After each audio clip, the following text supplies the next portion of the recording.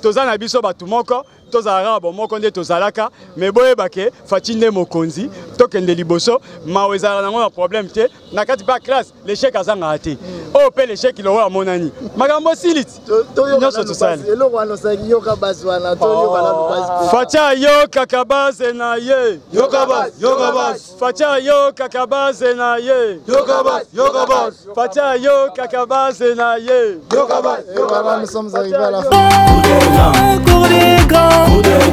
Oui, bonjour mesdames et demoiselles et messieurs, comme je le dis toujours, il faut vraiment vous abonner et abonnez-vous massivement dans cette chaîne qui est le cours de grand 243 TV. Alors, lorsque vous allez vous abonner et vous allez retrouver toutes les émissions que moi, votre humble serviteur Enoxan, pour que j'aime bien vous informer, j'aime bien vous montrer et faire parler les gens qui savent bien vous prodiguer, surtout vous donner des conseils et vous donner des informations tant entendues. Voilà, comme vous le remarquez que je ne suis pas seul, je suis vraiment entouré dès la base. Voilà la base. Fati Ayo Kakabaz Naye, oui, le président de la République, Alinarami Koyo Kabaz, parce qu'il y a Zamoutou Abatu. Nengen Nazanga Mokote déjà Nazope Sambote Nawe Zalbongo président, Naoki Bazobenga président Emma. En tout cas, bonjour président. Bonjour monsieur de la presse. Ah, namoni lelo zana kandate po mingi mingi namona kaya moko zaka kotomboka sa kozo pesa ba meeting, mais lelo zana c'est. Merci beaucoup na constat pe na ndenge constaté na sepeli nzo koyebinga déjà na sepeli. C'est vrai que tant que tu as la réunion et tu as la période. Tu as la candidature, tu as un sengo parce que les 12 députés na biso lobby, ba fota ki ndengi consigne ça là qui. Yango to betela ba ma boko pe to yembelier pour na relaxer ke. Tu as un sengo, tu as na biso 12. Si tu relais la ligne, il faut to sepela to sepela ki pe. Donc un sengo na ya na continuer ngoti lelo. Eh oui, azaye mo côté na za pe sous na loboko la moi si o to bela bongo internet. Donc ça va internet déjà mon une tête bien faite. Donc mutu mo bonjour papa. Bonjour. Mais yo lelo kimia boy. Naza kimia comme toujours comme ndenge on a fait ça kimia. Malgré la défaite mais boza la kimia. Qu'est-ce qui prouve que donc biso défaite? 12 sur 12 c'est ça défaite? 12 sur 12 c'est 100%. 100%. Ah oui, on a gagné. Bon, vous avez gagné. Gouvernorat, tout le monde m'a ramené l'équipe. Pour ne pas citer encore ce que vous avez dit, ma ponamio et les cas qui sont sous la chambre haute. IDPS sous donc Azara qui sous battu. Ce que vous avez on a un combo ya cash. Où les ali bongo nenge bosangana qui entre. IDPS na où les ali INC. Vous avez montré que de fait wana ils ont comme ça battu le loba mona que non bino bozana bino na SM. En tout cas donc je ne sais pas comprendre. Dire que donc tous en a défaite par rapport à quoi? Biso UDPS INC to sali cash. Cash et yeko sala moi coalition na obabengi FCC. Mais na niveau cash, il n'y a jamais eu de défaite puisque na nombre de députés au biso tozwaki nde batu oyo bas oyo tozali na bango. Nous tozali ko compatir na bango. Mais par rapport à la coalition, vous voyez que bango va être majoritaire. Donc on fait cette coalition croyant que tokoya ko négocier na bango nde tolingo to ça la concession. Mais lesquelles concessions to ça na bango jusqu'à 1h du matin.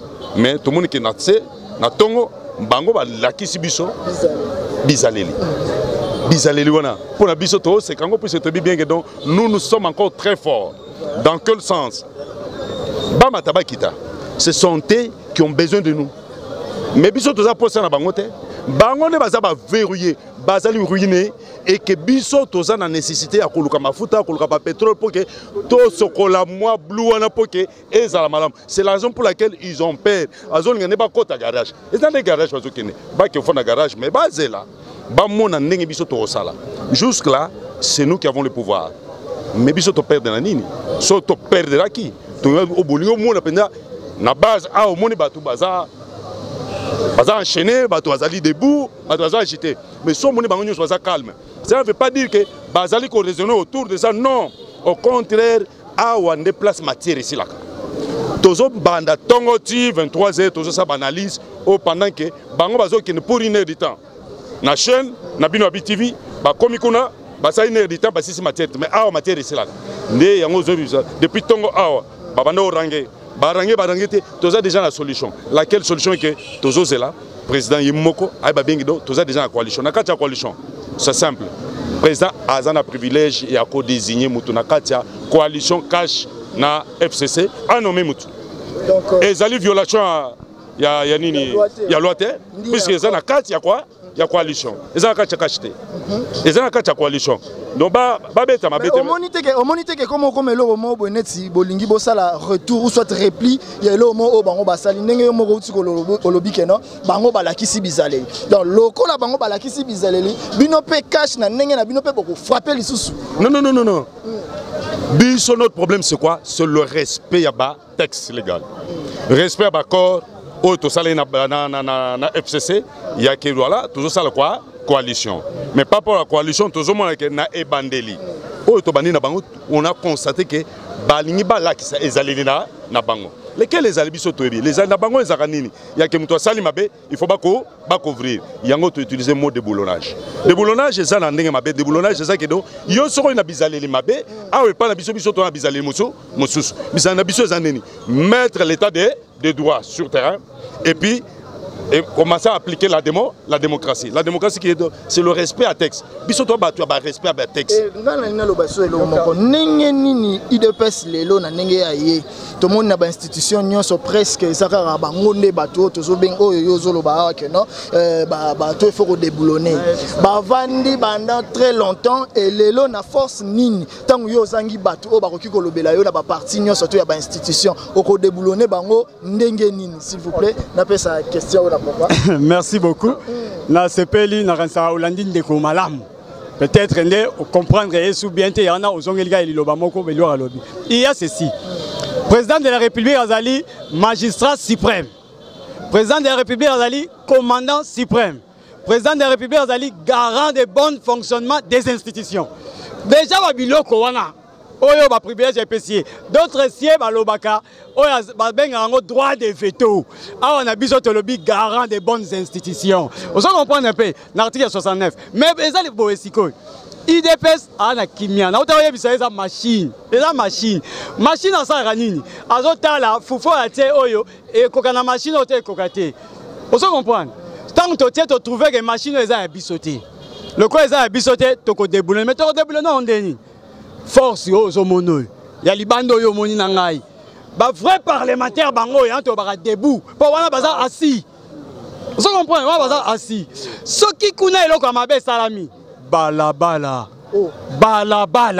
alors ndeto ko comprendre force na biso yango ne politique soki banda kala ba européen banda banga IDPS ale kana pouvoir balabala ayebi force IDPS que IDPS a na masse. Parce qu'ils ont une partie de masse. Azana force, na force na balabala nengo utikolo balabala. Élection so etambola ki mabe hein. IDPS organiser ki élection té. Ezaki miyibi wana. Miyibi na ba bongisa ki déjà tant on va planifier. Ils ont compris que na présidence ba na difficulté. Yo ozobenga bato wana miyibi mais yo sangani na bango. Na sangana miyibi po ki matena kanga bien. Pour ceux qui na tikié akoponyoka. Ah, pour nous, on a osanga, mais si on a zana été au CK, mais bah, on a 11h. Mais quelque part, PK français, dis-moi qui tu fréquentes et je te dirai qui tu es. Ah! Babo Sanaki. Oh, Yassol. Oh, tango baloba biloko wana. Ba on ba kanisa ki na ndenge na bango na culture africaine te. Babo Sanaki loko wana. Or biso na culture africaine, démocratie na biso na mwa fimbu.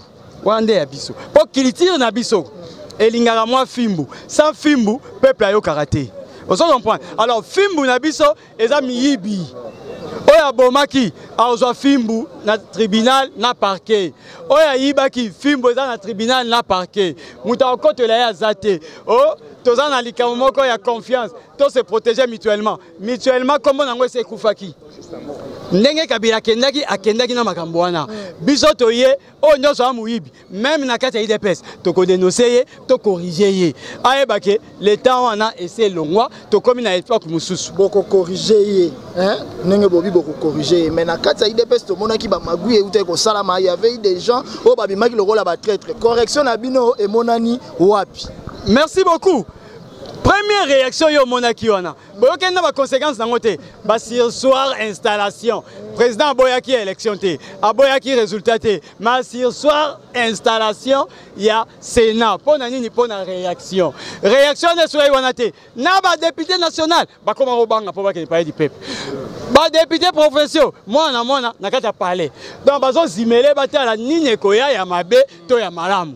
Yango ande zaki conséquences. Poni ni po zaki IDPS. Ce c'est non batu misusu. Ata pine utu ba monde tumba mita. Mais IDPS. Kasi yango ezo sala ke batu balo ba ke komi partir ba kuluna. Non. Peuple asala kanyonso na oyo ya simi na maboko. Po Nzambe atunaki Moïse. Ozana nini na liboko Moïse abina na kany. Mais biso peuple to na nini na munduki to na nini. Na otaka peme no libanga. Mais na suite. Yango non na na liboko. Ozo comprendre. Yango nde ya biso za ngo lisumu te. Eza correction moko normal o ya population.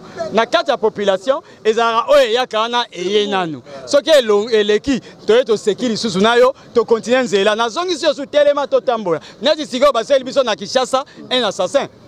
Le baba ba ba habiter. Ba teli biso de un assassin. Yo assassin. Kinshasa yo poni. Otaki carte mabe. IDPS aza liboso na yo.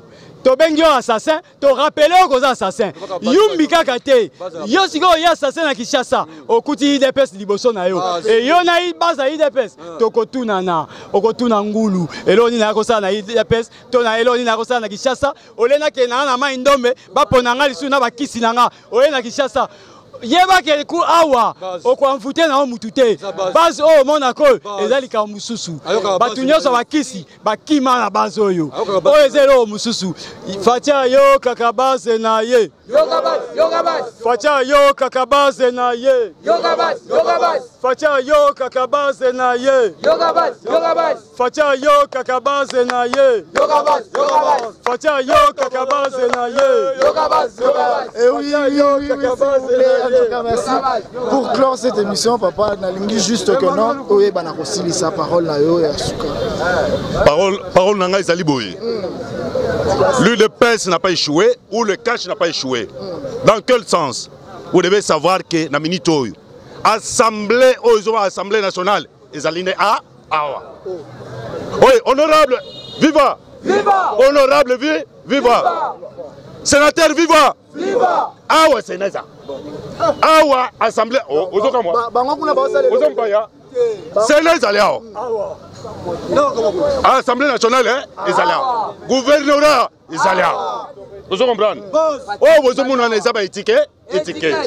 Nous on a une force autour nango les alliés. So bango ba beti mabe biso to siéger. Ah oui, debout.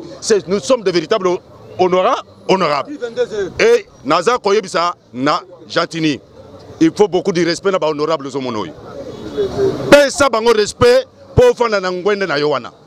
Soko ko pesa respecter soto siéger yeba benke to ko déboulonner yo. Vous comprenez? Yango na ina biso que jusque là l'UDPS n'a pas échoué. Félix Nacho. Nous on cherchait d'abord tous en nouveau conduit. Na niveau il y a présidence de la République. Mais président Zaliwana, honorable sénateur Azaliwana Jean, tous en nani honorable sénateur Mousso Azaliawa, Chetemba, Nazomona député national Azaliwana, donc Nyosoyo, ils allaient déjà Sénat, na gouverneur Azal. Ngai moko Nazaliawa, Nazana poste déjà ya yemoko Zomona nani Janitini Ngobila. Akosa Moussalate Moutosa Moussa Ndengai. Puis je vais appliquer la politique active. Seul qui a raison que Bousso Bande Konaye. Oyo, Yandré. Ailleurs aux zones qui sont bandées, il y a bien que la politique active c'est quoi? Total égalité. Au long de l'Ibo Sototé, il y a bien que tous siéger, après que siéger, allez, tout ça, motion de méfiance. Motion de méfiance pour la Rosanine, qu'on déboulonne. C'est juste pour la relaxation. Que je vais vous dire que l'UDPS n'a jamais échoué et l'UDPS a vaincre. Totinda qui ba étiquette na bisoana. La justice a un problème. Jusqu'alors, ce que mon avis que oh ba suspenda qui makambo. Il y a Sénat. Mais de choses continuer. Enquête se continuer. Et le procureur est en train de continuer. Ce qui kaka ba réponse ko bima. Au moins ndenge ba to ba bima. Puisque jusqu'au niveau ya provincial. Ba député Belé, ya provincial ba kolongo la bango. Vous allez voir, vous allez comprendre que ces mots de boulonnage, Ebimi Pambate, c'est pour vous dire que Ebimi Namuto, bato alobi ka atangate. Mais chaque jour, à comment tant que c'est nos dictionnaire. Nanamibi alobi rengenge, bake otala la rousse. À côté kuna na États-Unis abimisi de boulonnage, bake la rousse. Mais ils ont sabino, ils ont soit zoua na nini. Mais on y a besoin de ça na katanga, tout est bien. Ba insécurité besoin créer, tout est bien. mais nazo sengano kanambe tolingyo mingi. Tolingyo mingi fanda na ona kalemi au sale fort zo aleki na ye. Hein, ne place au fanda ki. Aleki na po amona ndenge ya ko conserver biloko na yo wana place au lamba ba confiture na yo ba usine na yo to boy na ote eza bien mais oye ba bien que donc na kosenga na yo eloko liboso olongona ba Tanzania o bazakuna. Oza ba Congolais o bazali ba policier baba no monter garde kuna. Mais minga ko bezalité to sengi no o ba bien que donc fev se sena cash ba ça déjà majorité et les majorité parlementaire et majorité présidentielle. Mais boy ba bien que bino nyonso wando dépendre na président Fachi. O nyonso Fachi koloba bino wando tosa. Biso to ebike vous n'avez pas la force. Bon matabo kita c'est le président Yende Moutou azana ngwende na Yende Moutou azo diriger. Il va bien que donc ceux qui bino pesi biso un chef de gouvernement au selon ndenge président Sengi Binoté et boningo sa biso ba G. Moi bien que donc nous allons siéger awa na parlement de Bou awa biso moko to bimisako kombo auto que nous pesa Félix pour que ano nommé. Mais na maloba o nyoso poto sisa ozomona teke bozo comme ça bozo tika toujours président que azala kaka ya bino parti moko. Président Zali parlement de Bundegi Zaliao bato le moko bazana katia. Oh balbi like ça. Ba infiltrer na bayaka chaque jour ao ba fandi abazoyoka to beta bango te to lingaka bango bakota ba ya ko infiltrer. Président Fachi azali président UDPS te. Président Fachi azali président ya ba peuple congolais nyonso. Oh nyonso za muto la muka yakawa to sa analyse. Botika ba spéculation ya ba caniveau wana ezana ngo malamu te. Buso au niveau de ça opposition na bino, bo ça l'opposition moko ezali opposition objective. Ya que boza ko s'opposer contre une idéologie, contre politique moko boye, to moni ba gaz lacrymogène, to moni ba marche, to moni ba ville morte, c'est ça l'opposition. Ce n'est pas bilo bozo ça là na au côté na ba réseaux sociaux, ko finga ko ça ce n'est pas donc ça. Wana to zo benga do ezali basse, ça c'est pas l'opposition. Bo ça l'opposition obiso to tikela bino, to tikela bino libeti. Mais eloko moko ezande na regretter mingi, na za peine ba regret, je présente quand même ma regret mingi et pas Fayulu dans le sens que abimisi député te na décidé abimisi pe gouverneur te en tout cas kanga motema courage 5 ans après au misapé gouverneur. Merci beaucoup.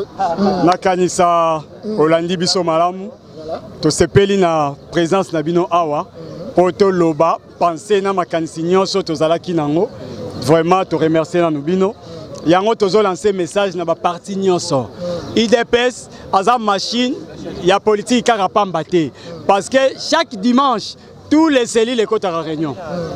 Chaque samedi tous les sections IDPS écoute à réunion. Chaque vendredi toutes les fédérations IDPS écoute à réunion. Alors suite à Babiloko wana yana toza outillé politiquement. Ndebo keseni ya biso na bango. Bakanisa ke tozo ngo soki ya lola te. Tozo tanga yango ndenge bango bazo laza tant bango bamena masanga biso toye ko la politique tant bango bazo danda basi biso toye ko la politique et bango siko ba monye comme élection bango ba boya ki pe machine biso to baki machine. Alors vous comprenez un peu yango tozo songi siko bango problème ezate toza na biso batu moko tozala bon moko nde tozalaka mais boye bake fatinde mokonzi tokende liboso mawezala nango na problème te na kati ba classe l'échec azanga ate o pe l'échec lo wa monani makambo siliti nyonso tosali eloko wana saki yoka bazwana to yoka la base facha yoka kabaze na ye yoka base facha yoka kabaze na ye yoka base facha yoka kabaze na ye yoka base. Nous sommes arrivés à la fin de cette émission. Merci vraiment. Merci tout le monde. En tout cas, c'est toujours Cours de Grand 243 TV. Abonnez-vous massivement. Je dis bye. On se retrouve à la prochaine. Bye.